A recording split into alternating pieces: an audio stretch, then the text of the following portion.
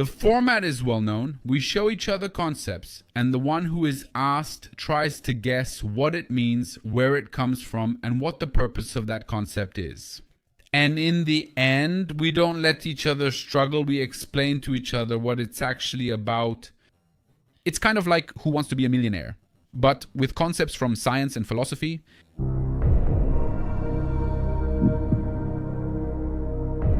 I chose the word renormalization. I'll explain what renormalization is, Christian Prasura. Since there may be younger listeners, I'll clarify what renormalization means. After my daughter goes to school and spends the whole day there, and then stays a few more hours that after school she comes home. And she thinks that I'm one of her friends and my wife is one of her friends, and she starts making the rules around the house. You do that, come here, I don't know what else. It's the renormalization, Christy E, when I tell her, listen, my dear, now you're at home and things are a bit different. This is renormalization. I can't even say it. Renormalization? Yes, renormalization. You're on the right track, yes, but you need to go towards, what does it sound like to you? It sounds like math to you, doesn't it? Normalization and renormalization are physics terms. You know what I'm thinking? In statistics, when... Oh, no, wait. First of all, I'm thinking about when you're processing an audio signal, normalization. To normalize means to set the 0 point, the 0 decibel point, so to speak, not just so to speak, but the actual 0 decibel point at a certain level. So to normalize an audio signal. So when we normalize the recording, that means we're setting a point in the recording. Here is 0 decibels. And after that, the rest of the signal is adjusted to this 0 point, which is more or less arbitrary. By the way, this 0 point depends on how our headphones are made and what the limiter is in the microphones and so on. That's what I'm thinking about first and foremost. And now you're getting very close because you're talking about choosing a reference. This is the 0 reference. I relate to this. I normalize to this. So normalization, indeed, in mathematics, you find it in many places. And that's the reference you relate to. And then we all know what we're talking about. Renormalization. What do you think they understand now? Okay, so in order to renormalize something, it must have been denormalized or made abnormal. And then what you renormalize is in a way disorganized, disturbed, unsystematic, or unquantifiable or uncomputable. Exactly. So you've gotten very far. What are you missing? You're missing the context now. I mean, you're like a philosopher. You speak very beautifully. But I have no idea what field it applies to. Exactly. That's the point. You spoke well, but what is it about? Actually, I have one with my daughter too. A very beautiful story. When she had just started, yes, I think she was a bit older, about 7 or 8 years old. I started reading Eminescu to her at bedtime, you know. And I kept reading Eminescu to her, and I kept reading Eminescu, and it gave me great pleasure to read Eminescu. At one point I asked Maria, do you understand? And she says, hey father, I don't understand anything. And I say, then why do you let me read to you? Oh, well, because it sounds so beautiful. Exactly. Yes. I think she's referring to it must be something with calculation, right? I mean, it must be something with that. It must be a calculation in a certain context. And there are essentially 2 major contexts in physics, classical physics and quantum physics. You can choose. If you don't know, just roll the dice. It applies in classical or quantum physics. How does it apply in classical physics? Quantum physics does not apply. That's exactly what I meant, but I accidentally said classical physics. Exactly. It's like the joke with Ion Ioane, 2 peasants, and one says, Ioane, let's have a drink. Ioane replies, no, if you can guess what child my wife had, then we'll go. And the other one says, a girl. He stops and thinks. I'll give you one more chance. Exactly. Yes, nice. That's it. I'll give you one more chance. Quantum physics. Exactly. And it applies in quantum physics, but quantum physics also has 2 major branches, which are quantum mechanics and quantum field theory. And in physics, at least in my book, Told Physics, I tried to explain this quite well. The first time I discovered quantum mechanics, which essentially means, let's put it this way, a quantum physics of a single particle, a quantum physics of simpler systems. Yes, after that, through another quantization process. To move from classical to quantum mechanics, you use a process called quantization, followed by another quantization step. Yes, the second quantization is what it's called, and you get to quantum field theory.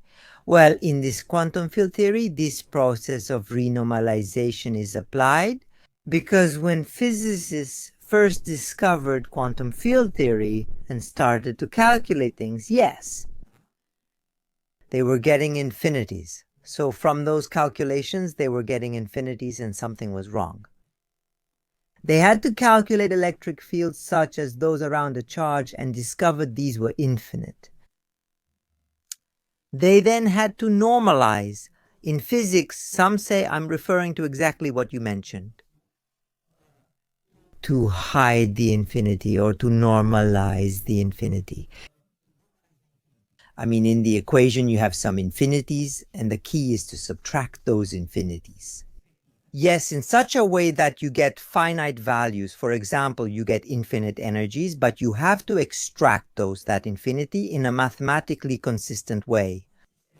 In such a way that the result is finite values that you can measure and which of course differ very little from what quantum mechanics used to give you before. So basically to renormalize means to, how should I say, to hide these infinities, to remove them from the calculated values. Yes, to remove them in a way that is mathematically consistent. And that's the philosophy, but you have to let me explain, how should I say, an example, otherwise it just remains at the level of philosophy. Of course, but wait a minute. Why did they give them? So, was it wrong when they calculated and got infinities? I mean, why did they get them? Why did that result from their unnormalized equations? Last time we talked about virtual processes in quantum mechanics. I mean, in quantum mechanics, you have some processes that happen at the same time. If, for example, this pen falls and lands on the table, in classical mechanics, it has a single trajectory. In quantum mechanics, to describe this movement of the pen correctly and to get the experimental results, you have to assume that it moves along several trajectories at the same time. So it doesn't just move along these trajectories, but it also goes like this and like this and like this, and then it falls down. All these processes are called virtual processes, not in the sense that they don't exist, they do exist in reality, but in the sense that they have a smaller contribution in reality to the result that we observe because we see that the pen falls straight down. And that's because these processes, which are as real as possible, have a very small contribution. Well, when you do a calculation in quantum mechanics, you have to take into account all the virtual processes. And at some point, some of these virtual processes, for example, that this pen goes to infinity and comes back. But that's not the case in this calculation. It's not the case of renormalization. But in quantum field theory, you find such processes. These processes bring infinities into the calculation. You do the calculation, find many virtual processes, and the energy ends up being infinite. I understand. And renormalization is done according to the same model or according to the same equation everywhere. Yes. Exactly, that's what you're dealing with. You must eliminate these infinities by subtracting them consistently, which may seem absurd at first. How can you subtract infinities? Isn't there something there? And just so you know, I do speak English, right? Well, the context in which renormalization became very well known was in the context of elementary particles in quantum field theory. Yes, where you consider that here is an electron, right? And that electron is surrounded by all kinds of virtual processes. For example, in a virtual process, the electron emits a photon, which then splits. Between a positron and an electron, a virtual pair is created, which then recombines and creates another photon. Which photon is absorbed by this electron? In the end, you just have that electron, except that the existence of that electron is also influenced by this process in which pairs of virtual particles are created. Yes. And these virtual particles contribute their energy to the energy of the system. And it gives you something infinite. And the problem is, how can you subtract that energy? In the sense, this was discovered in the 1960s by two Dutch physicists, D.E.A. Martin Feldman and Herthoft, who also won Nobel Prizes for this because they started a process through which you know something. I can make an approximation of this process and subtract this approximation in a way that is consistent. And if that approximation also has an infinite limit, basically I have infinity minus infinity, and it actually gives me something finite, right? Interesting.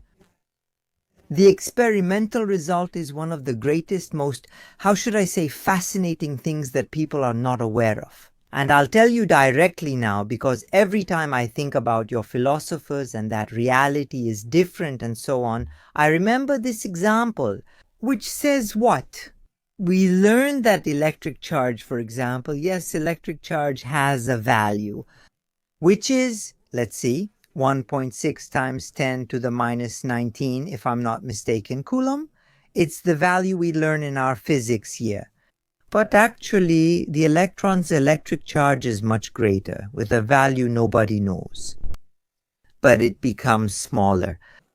Through these virtual processes, and well, then they use renormalization, because what happens? What happens is that these virtual processes create electron-positron pairs around the electron, every electron that exists in this world. We need to imagine every electron in the world is surrounded by pairs of positron-electron, the positron being the antiparticle of the electron, virtual. They remain near the electron in those ongoing virtual processes. And they screen the electric field of the electron, meaning that without them, we would have seen the electron's charge, which was enormous. But because these virtual processes exist and the renormalization process really takes place, in the end we only see the charge. The screened electric field of those, meaning those particles screen the electric field and hide it, so to speak, and we see a much smaller electric field, and we say that the electron has this charge, which is very, very small. But in reality, the electron's charge is huge, huge. And this thing happens with all particles. Absolutely. All the electrons in your body go through this. All the other particles, all the neutrons, all the other mini particles, they're particles. But they manifest in different areas. For example, all electric particles have these virtual pairs around them. Yes, so all those that have electric charge, the proton has electric charge, let's say. Particles that don't have electric charge, actually quarks have electric charge. Elementary particles that don't have electric charge. Yes, they don't need this renormalization process because they don't generate photons, which in turn would generate positron-electron pairs. So their charge doesn't get renormalized, but something else does get renormalized for them, which is called mass. Because the mass that we know for the electron, yes, so how many kilograms that electron has is also different than it actually is in reality. Because the mass, which is also related to energy, yes, also undergoes a renormalization process. Essentially, nearly all particles require this renormalization process. Which, well, afterwards leads to other fundamental problems as well, but essentially it's what you said. So you renormalize, meaning at some point you had a situation where the energy was infinite? Yes. And then you have to normalize that energy. You have to give it a zero, exactly as you said. You have to subtract that infinity in a consistent way for all the particles in the entire universe. And this process is called renormalization. Sometimes I feel like physicists describe a reality that ends up being so counterintuitive or unintuitive. So much so. You know that scene from The Matrix where the people who were inside the Matrix saw houses and dogs and women and children and bicycles?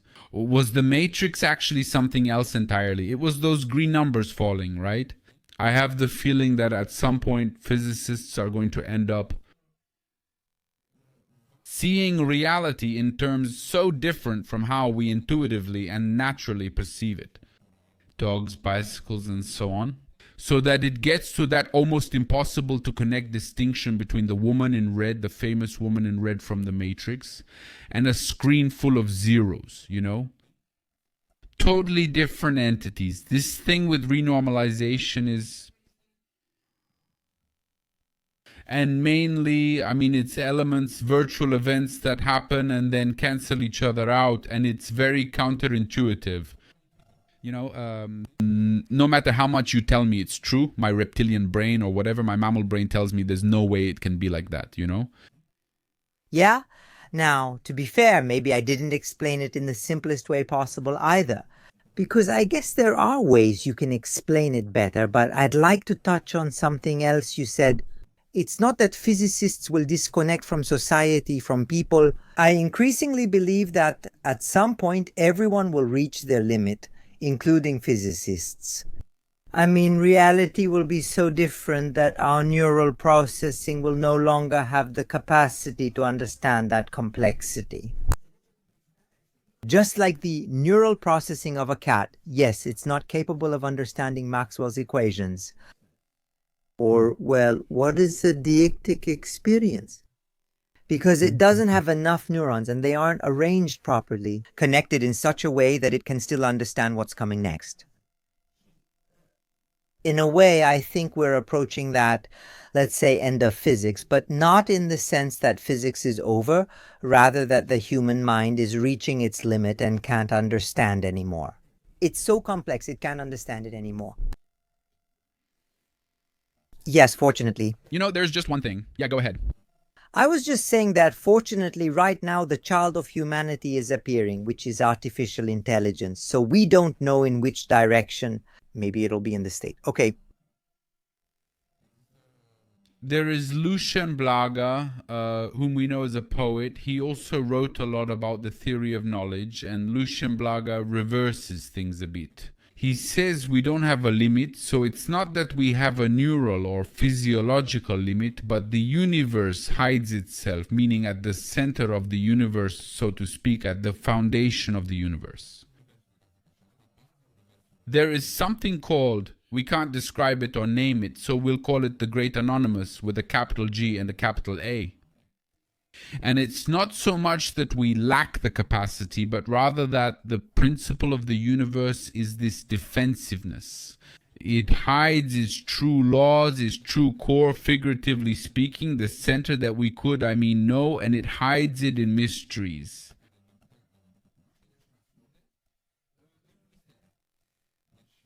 So, a mystery is not something you lack the capacity to understand, but something that hides itself. It's a very interesting epistemology, a very interesting theory of knowledge, because it reverses the causal chain between an individual who has a limit and a universe that hides itself. The Great Anonymous. He always talks about the fact that knowledge is diagonal. We never reach, and it's a Kantian idea after all, we never reach anything directly. We only approach the mysteries of the Great Anonymous indirectly. Exactly as you said, 99% asymptotic. That's how we get into the area, close to them. But when you mentioned this theory of Blaga, I was thinking that maybe existence itself in its primary form has it at some point. A form that is not describable. Because if it were describable, yes, that describability would have had to exist before existence itself, because existence would have come in a describable form. That's a paradox. If existence comes from non-being, as Eminescu says, it's just a dream of non-existence, a chimeric universe. If you want to link existence to nothing, truly nothing, yes, you can't even link it to describability. So what exists shouldn't have needed forms beforehand. And then that allows itself probably at its foundation to not be describable. Not that it wants to hide in some kind of, intentionality or anything like that. It's not by chance that Eminescu talks about these things, because Eminescu follows Schopenhauer in this way, ideatically or philosophically. And the basic idea in Schopenhauer and many other romantics, but I think he formulated it best, is that at the foundation, behind reality, so to speak, there isn't a... It's not a content that we can describe, but rather a will, a universal will, so to speak. No, not in a deistic sense or in God, but rather the origin or foundation of the universe. It's a will that I can't understand your will because it's not mine in any way. So it's in the same sense that your mind, your mental content, is actually not accessible to me. This universal will is neither accessible nor describable, but, says Schopenhauer, we have a miniature version of this universal will, namely our own will. That Juno comes out from behind my thoughts. That mental event is of the same nature, although it's much smaller and less significant than this universal will that's behind reality. It's indescribable because it's not content. Ultimate existence, basic existence, is not a content, a representation, he says. It's not a representation that I can later formulate, quote, describe, and so on. It's no coincidence that Eminescu and later Cioran shared this idea. There's a direct line between Schopenhauer, Eminescu, and Cioran from this point of view. Well, how does it get to Cioran? Cioran refuses, just as Eminescu does, and Schopenhauer refuses as well, to take seriously this attempt to understand the universe through knowledge. Because if that's something which is ultimate existence, or the universe in its entirety, by the way, we're not talking about physics. We're talking about relating to the world in general. If that something is not of a knowable nature, then all those with epistemologies and ultimately scientists or philosophers are just ridiculous characters. Because we're trying something that essentially cannot be accomplished. So does ataraxia come into play? Yes, well, it's interesting. Yes, indeed. That's what I started with. Cioran kept trying, so to speak, to reach ataraxia, but he never achieved ataraxia. He reached a very deep pessimism because it's very hard to say all these things.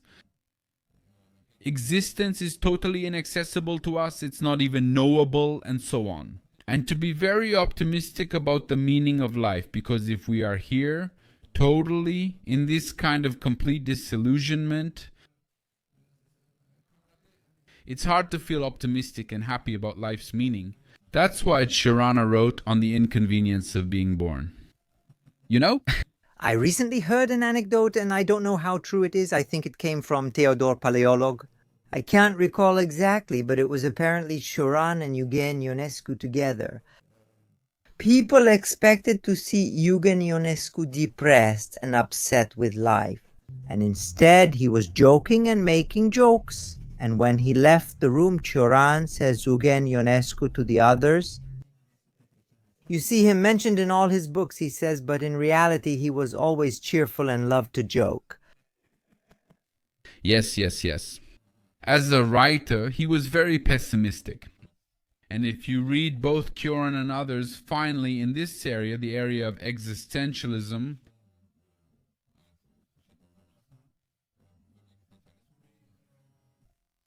they are very capable of making this intuition that everything is meaningless very palpable. That you're born, I don't know, you have some kids, you go to work, people recognize you, whatever, and then you die. And it didn't have anything, no meaning, because we actually never have access to true existence. You know, they're very capable of shaking you up in that sense, you know. And putting this kind of position in the world right in front of you, yeah, well... Tell me, now that my kids are grown and I'm left alone at home with my wife, I wonder, where are they? Read The Trouble with Being Born, then read The Syllogisms of Bitterness, and you're set. No, the word that I want us to discuss now is an adjective. No, I'll give you. The noun it goes with is deictic expression. Deictic? Yes, a deictic expression. What do you think it is, or what do you think they are? Let me give you another hint. More of them. What do you think expressions are? Deictic? which refer to God, deity, divinity. I would offer you something so simple, be the first clue and the true one. You don't know me already. No, really not, although obviously it's a correct assumption. I mean, it's a correct intuition. For example, deism in philosophy refers to God, deity, and so on. But deictic doesn't. Deictic doesn't, since we return to the ancient Greeks. Ectic and de and zim, because I don't know. If I can't connect it to God, I have nothing to hold on to. I'll give you a hint. Hint, so pay attention. Dic from hint, hint, and from deic, deic from deictic. Deictic is the same, and if you want another one, it's the same from index. So index, deictic, and hint. Oh, I'll say a common etymology. Set, gathering, direction, relations, objects.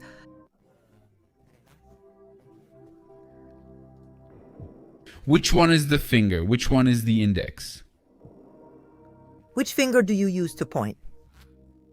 That's it. That's the index.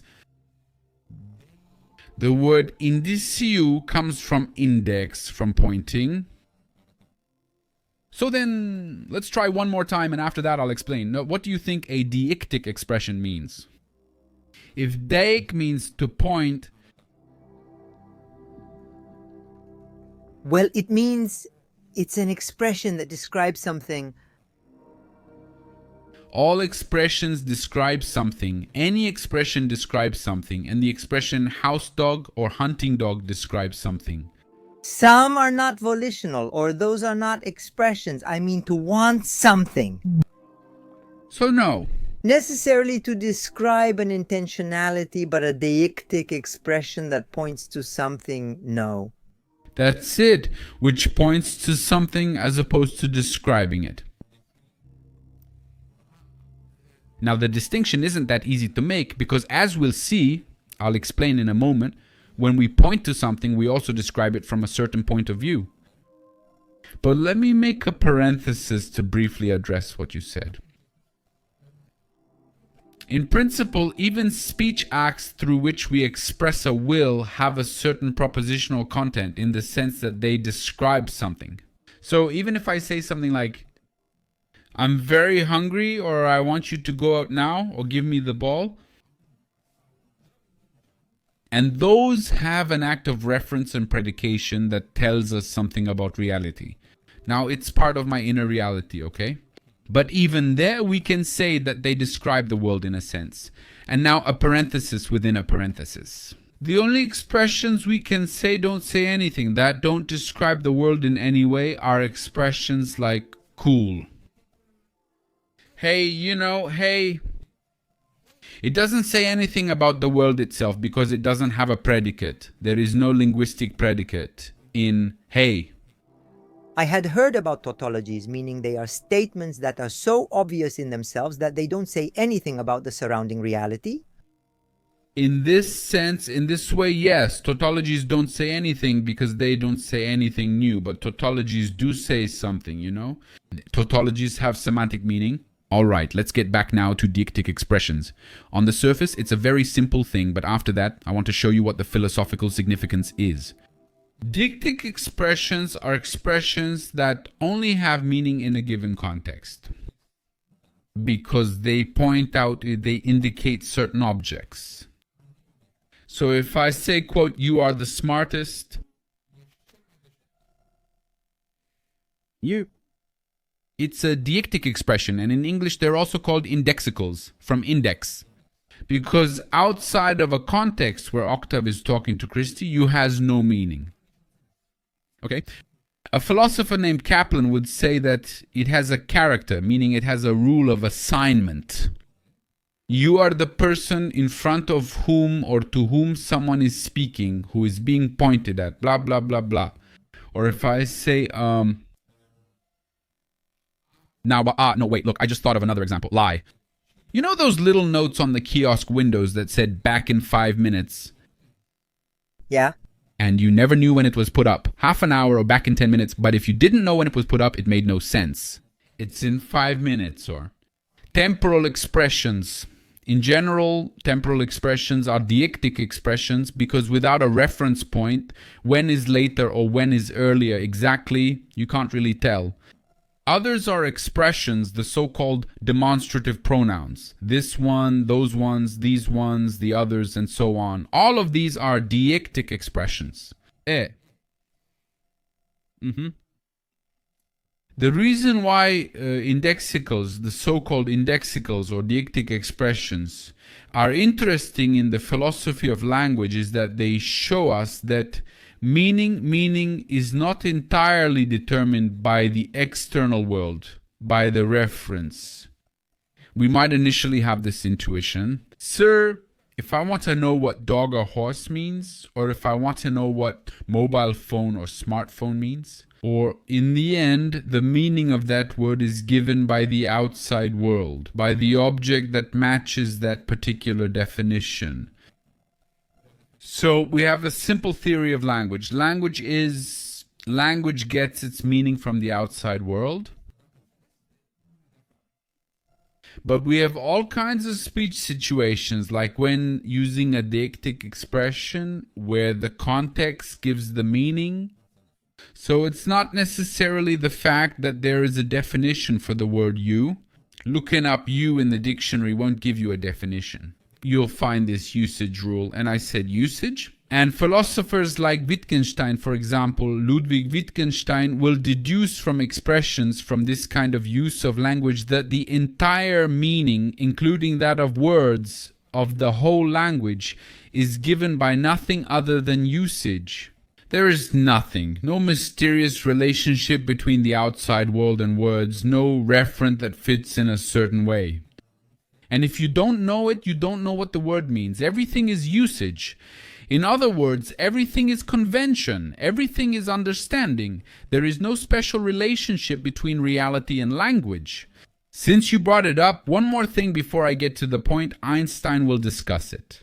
There is the so-called empiricism of Einstein, or Einstein-style empiricism, because Einstein wrote about this topic, about the fact that we are forced to use a language that is ultimately conventional in order to interact with reality. I have to use language to say that's an atom, that's an electron, it was measured like this and like that, and then that would be a kind of unavoidable barrier to knowledge. One of the reasons we can't know is that we have this interface of language which is purely conventional. We think there's something essential there, but it's actually not. Meaning is use, says Wittgenstein. The meaning of words is simply their use. Yes, two things. One makes me think of functionality, meaning that we use words because they are functional. And you know that even in psychology, when it comes to consciousness, there have been these kinds of functional theories, and actually in physics too. In the end, we don't really know what things are in themselves, but we try to explain their behavior, meaning how we relate to them when we make measurements. In quantum physics, there's a lot of philosophy behind it, but in the end, what you were saying about Einstein isn't related to what Kant was saying. That you can't know the thing in itself because you always have a kind of glasses that belong to the mind. Actually, yes, and Einstein's empiricism is very close to Kant's empiricism. By the way, Kant is usually classified as a rationalist, but he talks about this limit of knowledge given by, in Kant's view. They are elements of thought that will later become elements of language.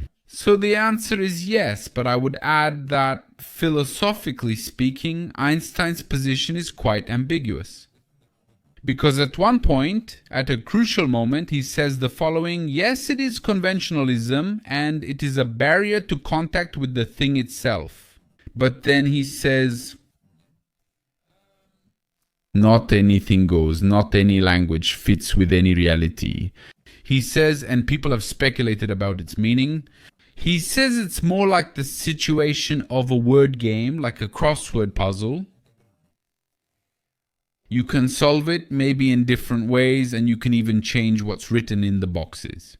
We're doing the crossword puzzle, but you can't make just any crossword with any words, you know?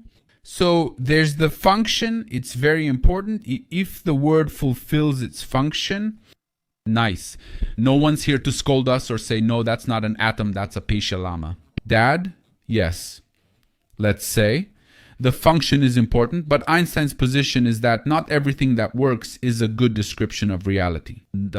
So he's not a conventionalist all the way or a functionalist all the way. In philosophy, it's called conventionalism. He's not a conventionalist all the way, or at least that's the standard interpretation of that passage. It's the famous metaphor of the word game, the crossword puzzle.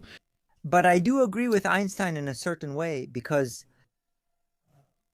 if you start from the premise that there is a reality, there is an existence, yes, the very notion of existing automatically implies a form of existence, and that form cannot be just anything.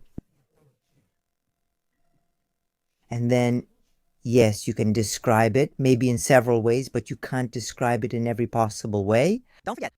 Exactly, yes. That's pretty much his position. And just one small addition would be that the moment we start thinking about totally different ways of describing reality, I mean, we have reality as it's described by physics. You just said the ultimate model of, finally, as you said, yes, a model of everything, of the universe, a final model of physics. Let's say that's our foundation or our most accurate way of describing what's happening. And we also have other forms of knowledge that we describe less precisely. In, I don't know, economics or in political philosophy or anyway, we have that area of the humanities where knowledge exists. You can be an expert, but things are less precise. But when we notice that there are several options, people have started to wonder to what extent we are limited by the primacy of these forms of knowledge. Because the forms of knowledge that prevail in society are you and me, the exact knowledge from physics and the, let's say, humanistic knowledge from philosophy, you can ask yourself, and I think it's fair, what are we missing or overlooking? And here, unfortunately, there are also many areas where charlatans appear saying, sir, let me tell you, I have esoteric knowledge of mysteries, energies, the universe, the soul, and so on. An unexplored realm. Octave, let's wrap up this topic because it can go on for a long time, but still, since you mentioned it there, you and I, it came to mind immediately. The book I'm reading now, The Soul of the World by Roger Scruton, in which he dedicates a lot of time to the idea of person of face. What does it mean to be yourself embodied in a body?